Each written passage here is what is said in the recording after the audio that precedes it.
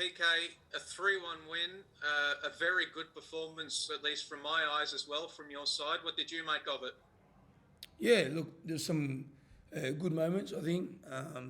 Obviously, some sloppy moments where I think we need to improve on. But overall, with the circumstances that we faced, I think we showed great mental strength, great character, and I'm pleased for the players tonight.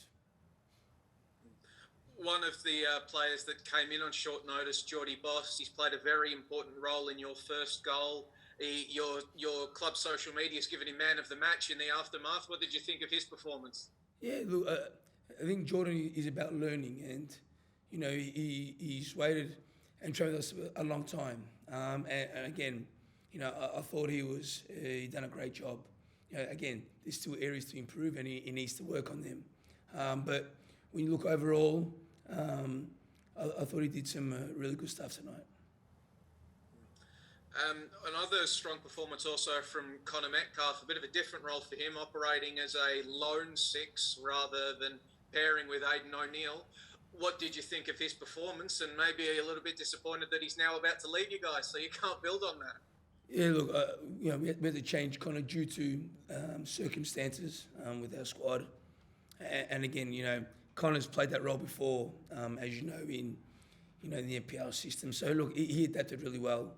But yeah, like you said, we lose him next week, and there's nothing much we can do about it. But it's good to see that Connor adapted really well, especially in a role where he hasn't really played as much football in the last sort of 2 years in that role. Well, this is the first time we've spoken since Graham Arnold revealed his squad. You're to be the heaviest A-League men's side hit with 4 call-ups. How do you adapt for that in the weeks ahead? We've got no choice. The frustrating thing for a coach is, we say things will change with the international breaks, and they never do. And like you said, our club has been hit with 4 players. I'm happy for the players, and obviously, it's a World Cup qualifier, so you want your country to go to a World Cup, and it's great to see that our players are getting picked. But also on the flip side, we still have to play a game, and it is what it is. So I'm not going to comment too much because things just don't change. So it is okay. You need to adapt, and we move on, and we see what we have available for tomorrow, which we start working on tomorrow. The halftime show reported that you are bringing in a Japanese attacker, a Japanese number 10, in the coming days. Can you give a bit more insight about what that is? Not really. We'll see what happens when the time comes. But we need a backup for players because, this won't be the first time or the last time we lose players. Potentially we could lose them in March as well. So we need to strengthen the squad, and there might be an option there, but I'll probably speak about it more when or if it does happen. So you're looking to do it, but it's not completed yet? I don't know. Maybe he's on the plane, maybe he's not. So look, once I'm sure if something does happen, I'm sure you'll know about it. Keeping us in suspense, I like it. Hey PK, talk about one of the players who did sign, Carl Jenkinson, came on, scored, got a bit of minutes in the legs. I guess, how's he coming along? Is it just going to be slowly building up his minutes over time? How do you see his performance as well today? Look, Carl, left and arrived in Australia within, 3 days. So look, we're lucky to have someone of, his calibre here. And again, it's trying to, bleed him in safely and in the right way, which obviously we did tonight. But look, I think him as a professional, he's been training, he's fit. It's maybe, teaching him a bit in our style. But again, I don't think the distance of him travelling within 24 hours in a week is a big problem. But look, we see how he goes in training, and I'm sure he'll play a part in our squad this year.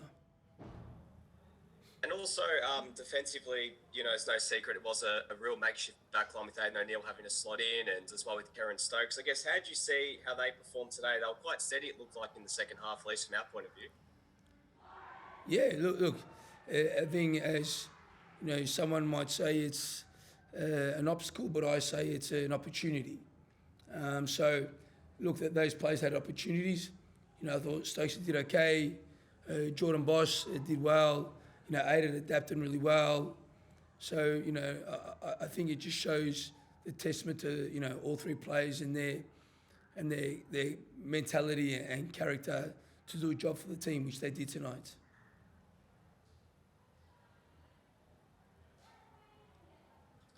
Hey PK, Jack George here from Kick 360. I was just wondering your thoughts on, I guess, like with the Mariners, they press heavily and with intensity, and like we've seen, like in recent weeks, Sydney FC really fall to that. But you played really well, I guess, with the verticality and width from the front three, allowing, I guess, Marco Tilio and Connor Metcalf to thrive. Sorry, not Connor Metcalf. Throwing Barangay to thrive in between the lines. So I guess could you just comment on, is that something you worked on in training? I guess like spacing out the lines to build up and progress the ball. You meaning about our build-up or Mariners press? Well, just your build-up in relation to the Mariners press.